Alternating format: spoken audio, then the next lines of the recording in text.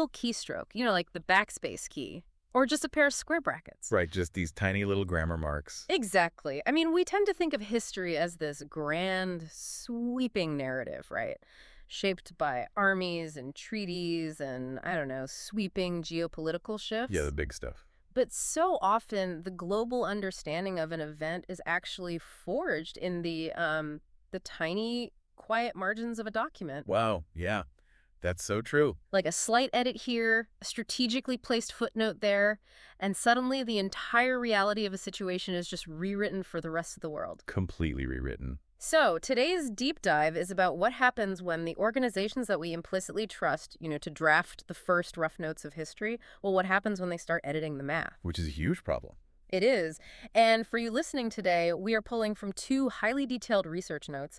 These were published on June 15th and June 25th, 2026 by the Arakan Bay News. Right, the Ethnic Rakhine Civil Society Group. Yep. And they are critically analyzing a very prominent report that was published back in May 2026 by Human Rights Watch. Right. That report is titled Skeletons and Skulls Scattered Everywhere. And it covers a highly contested incident that took place on May 2nd, 2024 in Hoyyar, Siri, also known as Htan Shauk in Myanmar's Rakhine State. Okay, so before we look at a single piece of text, Yeah. I really need to step in and establish an absolutely crucial ground rule for our deep dive today. Yeah, please do. This is important. We're looking at source material covering an active, deeply complex, and honestly profoundly tragic conflict in Rakhine State. Right. So we want to be incredibly clear to you, the listener, we are absolutely not taking sides in this conflict. Not at all. Right. Nor are we endorsing any of the specific political viewpoints or factions mentioned in the original sources. Yeah, Our sole mission today is just to examine the methodology of information gathering. exactly. We're putting on our analytical lenses.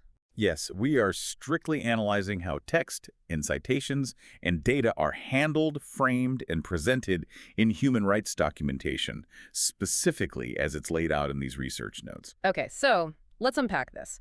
We're going to start at the most granular level of information manipulation, which is altering the spoken word. The quotes. Right, the quotes. So we are looking at page 44 of the Human Rights Watch report, and it features a quote from Arakan Army Chief Tuan Marat Nang. Right. Now, this quote originally comes from a September 25th, 2025 interview with the Irrawaddy. Okay.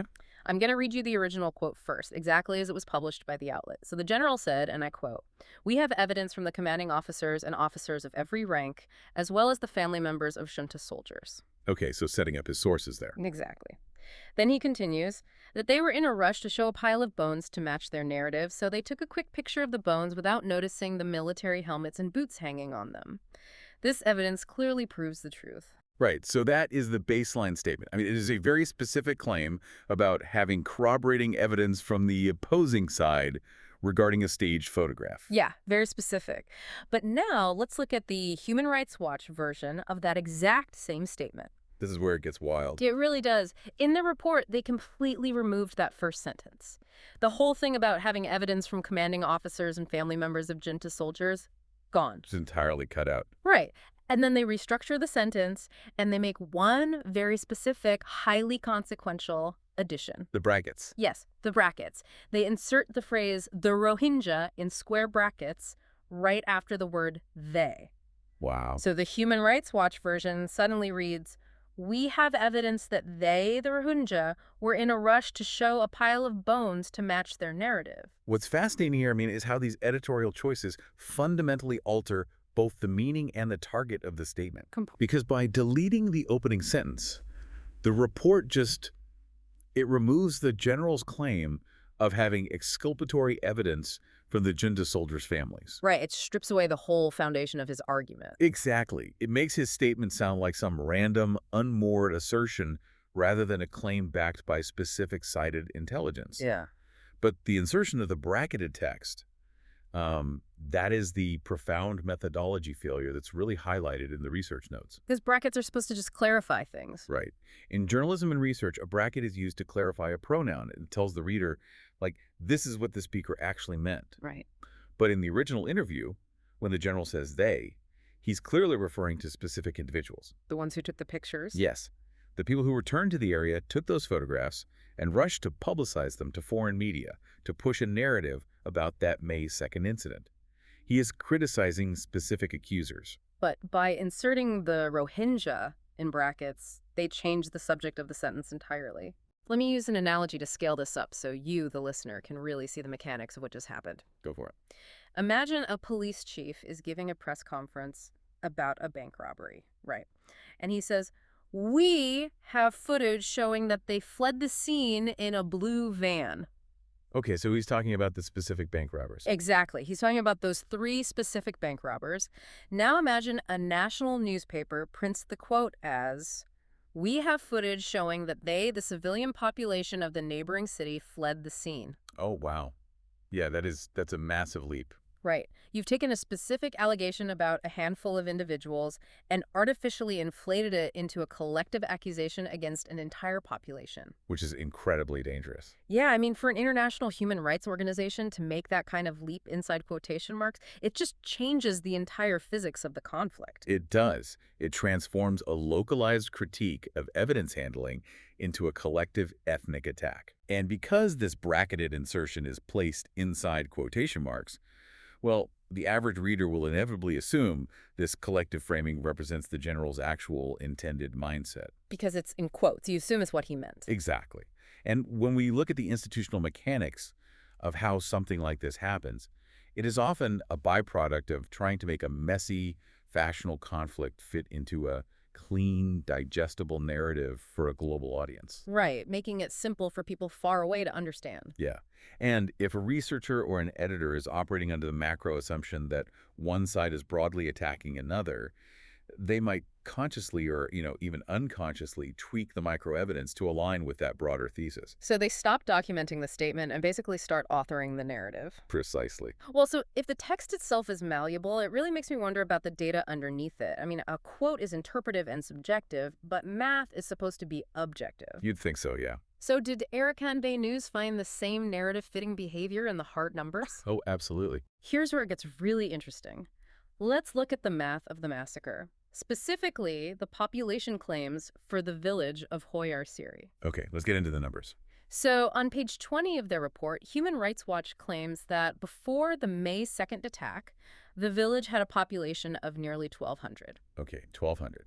But in that exact same paragraph, they also state that by the time of the attack, hundreds of people displaced from surrounding areas had moved to the village. Wait, so the logical inconsistency there is just glaring. Right. I mean, does the nearly 1,200 figure include the influx of those displaced hundreds? Exactly. Or was the population at the time of the attack actually 1,500 or 1,600?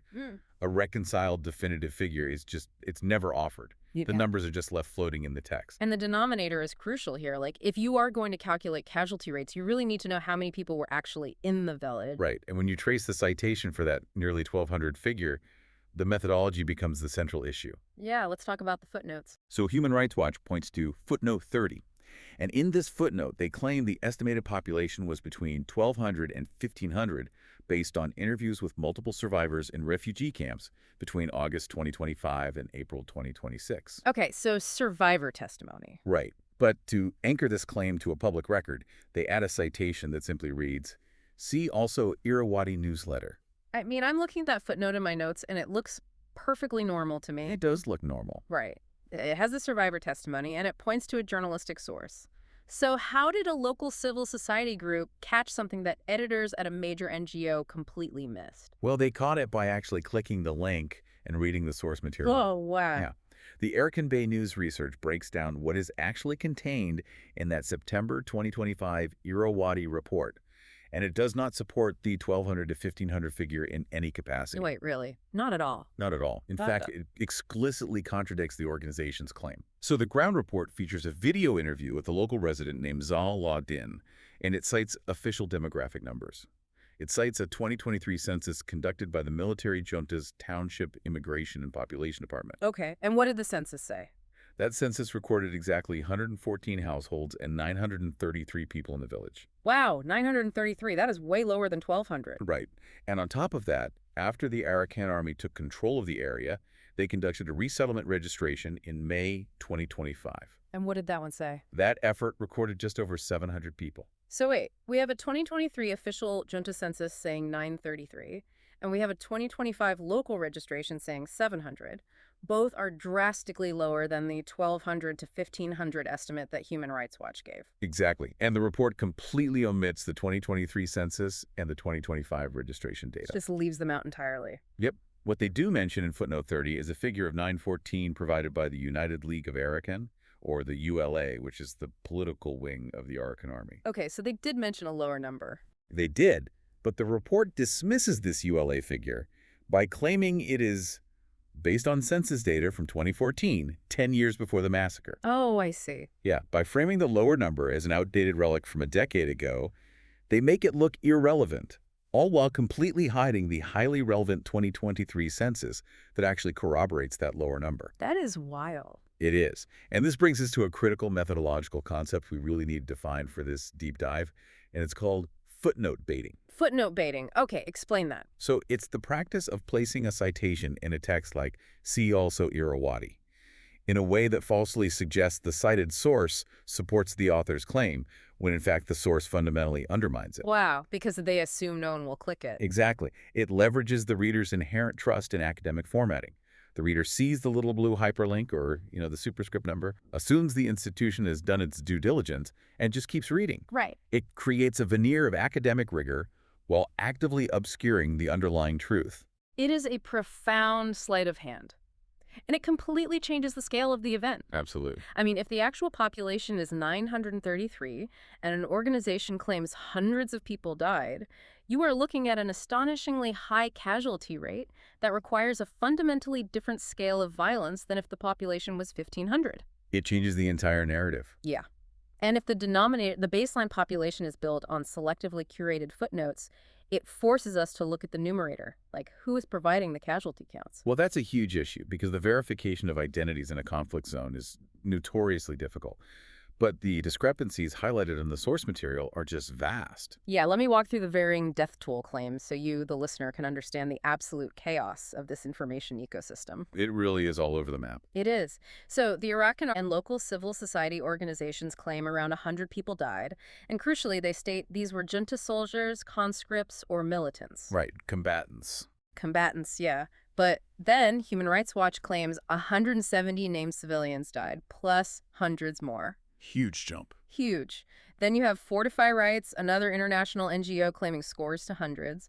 You have the Caledon Press Network, a Rohingya news agency claiming hundreds. Just hundreds generically. Yep.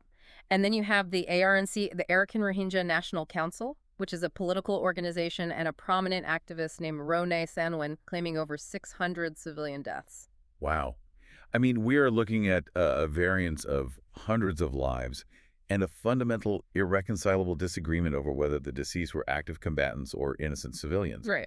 And Human Rights Watch explicitly rejects the Arakan Army's claim of combatant deaths, Yeah. Dismissing it as a controlled narrative. Which, sure, is a possibility in war. Yes, but the Arakan Bay News research points out a massive structural flaw in the testimonies being used to build these high civilian casualty claims in the first place. Right. The testimonies themselves are questionable. There is a specific Al Jazeera video that really puts this flaw under the microscope. Yes. So in August 2025, Al Jazeera aired a video featuring a man presented as a survivor of the Hoyyar Siri incident named Ansar Ullah, or Omnio. Okay. Now, post-event testimonies from individuals like him are the very foundation of the high casualty reports. Right, because they are the supposed witnesses. Exactly. Uh-huh. But when local villagers from the immediate area viewed this video, they identified him. And according to the ground reporting, he was not from Hoyyar Siri. Wait, really? Where was he from? He was from a village called Manyar Kon Kotate, which is located about 6 miles away. Okay, wait, before we move on, for the listener who isn't steeped in Myanmar's factional politics, there's another detail about this man that changes everything. Oh, yeah. The villagers identified him as an alleged member of RSA. So who exactly is RSA, and why does this man's alleged affiliation with them completely alter the weight of his testimony? Right, so RSA stands for the Arakan Rohingya Salvation Army. They are an armed militant group involved in the conflict. And in international law and human rights reporting, The distinction between a civilian and a combatant is literally the entire ballgame. Right. If the casualties in a village are armed militants from an opposing faction, it is classified as a battle. If they are unarmed civilians, it's a massacre. Totally different legal definitions. Exactly. So if an organization is relying on a witness who is actually an alleged member of an armed militant group, well, that individual has a massive operational interest in controlling the narrative. Right. They have a motive. They have a huge motive to inflate the civilian casualties of the opposing side, or, to obscure their own combatant deaths by rebranding them as civilian losses. Okay, let me play devil's advocate for a moment, though. Sure. Realistically, we are talking about a kinetic, active war zone. Researchers from international NGOs cannot simply stroll into a firefight in Rakhine State to count casualties and check IDs, right? Very true. So they are forced to rely on post-event survivor testimonies from people who have fled to refugee camps in places like Bangladesh. So isn't remote, imperfect testimony from a camp better than just throwing our hands up and accepting an information blackout? Well, this raises an important question about the delicate balance between access and accuracy in conflict reporting. Yeah. It is absolutely true that access is severely restricted. But the research notes emphasize that the Arakan Army has publicly invited independent international figures to visit Arakan to verify claims on the ground. Oh, so they did invite people. Yes. They specifically extended an invitation to the UN Special Rapporteur, Tom Andrews. Wow, okay. Furthermore, the local media outlets didn't just rely on official press releases. They conducted actual ground interviews with nearby villagers. So the data is out there. It is. The methodological flaw is not merely that remote testimony is imperfect. The real flaw is that an organization is elevating unverified post-event testimony from individuals whose identities and affiliations might be highly compromised, while simultaneously rejecting accessible ground data and ignoring official census records. Right, they are cherry-picking the data that fits. Exactly. When you build your evidentiary foundation on witnesses you haven't fully vetted, while burying official demographic data in misleading footnotes, the methodology isn't just imperfect, it is structurally compromised. Wow. So what does this all mean? We've gone through altered quotes, hidden census data, footnote baiting, and the reliance on witnesses who might actually be militants from towns 6 miles away. It's a lot. It is. For you listening, why does this deep dive matter? Right. What's the big takeaway? Well, it matters because this isn't just a critique of one specific report about one specific village in Myanmar. What the Arakan Bay News research notes have provided here is an absolute masterclass in information literacy. Absolutely. It is a real-time demonstration of how tweaking the grammar of a, quote, omitting contrary math and failing to rigorously verify the background of remote witnesses can fundamentally alter the global understanding of a historic event. When international policy, global sanctions, and the historical memory of a conflict are built on these reports, the mechanics of how they are drafted become just as important as the events they're trying to describe.